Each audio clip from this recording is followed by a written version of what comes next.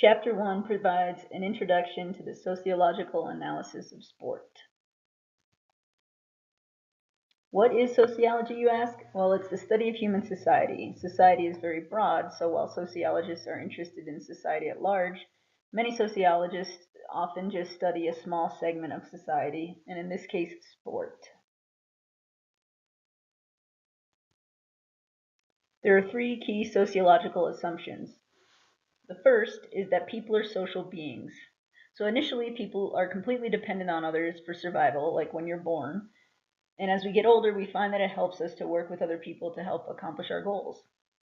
The second, individuals are socially determined, means that people are impacted by social forces like parents, culture, and institutions that end up shaping or influencing their behavior.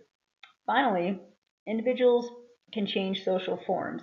This means that individuals have what we call human agency, or the power to shape and change their own social life. So if we look at the University of Missouri this past fall, those football players took a stand against racism in which they said they weren't going to play their football game if the president didn't resign.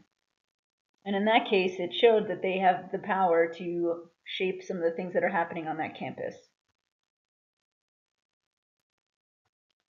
The sociological imagination refers to the ability to connect what is happening in your private life to what's going on during the historical period or context in which you live, aka making the familiar strange.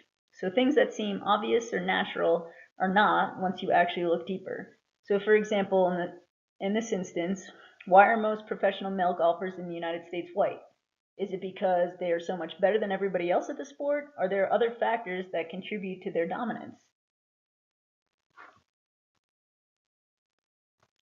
Throughout the semester, we will examine different social institutions as they relate to sport. Social institutions are networks of structures in society that work to socialize groups of people within them.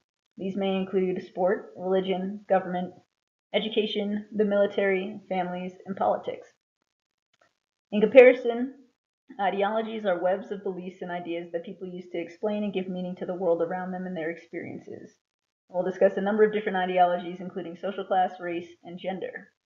For example, racial ideology encompasses the idea of white men can't jump.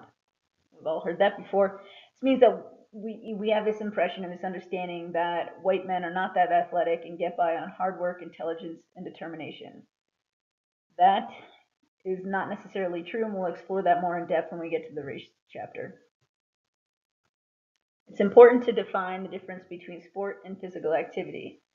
There are three main aspects that differentiate a sport from a physical activity. These are 1, rules and regulations, 2, physical prowess, so are people good at their sport, and 3, an end result, so something that determines a winner and a loser or a tie.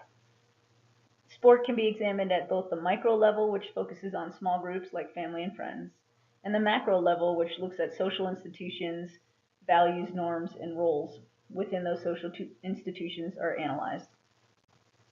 The first chapter outlines several sociological theories that are designed to explain the ways in which societies function. Functionalist theory examines how social institutions contribute to the working of society. Functionalist theory emphasizes the need for institutions to socialize individuals because socialization contributes to cooperation and consensus, and thus predictability in society. In other words, from a functionalist perspective, institutions reinforce social norms so that people learn there's a shared understanding of appropriate and deviant behavior. Functionalists view sport as an important institution because it teaches individuals societal values like hard work, competition, and teamwork. Conflict theory examines how wealth is distributed in and throughout society. Conflict theory argues that wealth distribution is based on the interests of those who control the wealth and assets, aka the bourgeoisie, at the expense of the proletariat, the working class. Conflict theorists argue that sport distracts people from real problems and reinforces wealth inequities. Feminist theory examines the ways in which gender ideology is produced and reproduced through society. The main premise is that society is organized around male values like violence and aggression. Furthermore, sport is also seen to be organized around the same patriarchal values, which then reproduce gender inequality. Symbolic interactionist theory explains how people understand the world in which they live. It's a micro-level theory focused on the individual and small groups. Similar to functionalist theory, symbolic interactionist theory views social order as a function of shared values. Sport, then, is a site where participation as a function of shared values and connections to teammates and coaches is highly important. As we'll talk about throughout the semester, many issues in sport reflect larger issues in society, like unethical behavior, drug use, cheating in various forms, male dominance, in which, for example, men have opportunities to coach both men and women, but women only have opportunities to coach other women and not men. Racism, if we look at the number of people of color in leadership positions, which is very small, in comparison to some sports like football and basketball, where the percentage of people of color is very large, that may reflect some levels of institutional racism.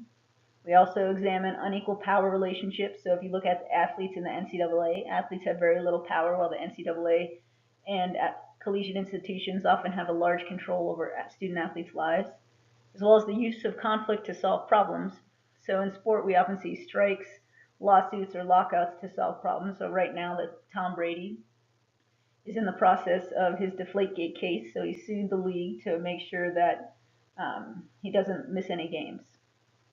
These are all issues that occur quite regularly in society and are just seen in sport continually. With all this in mind, the question remains, why study sport? This quote by Sheehan speaks to the impact that sport has on the individual and its entertainment value to society. In addition, there's a huge economic impact of sport in that it is a $54 billion industry in the United States that's expected to be a $68 billion industry by next year. In addition, sport both reflects and reproduces dominant ideologies related to gender, race, ability, disability, politics, social class, and the theories that I just went over provide different lenses in which to examine these topics throughout the semester.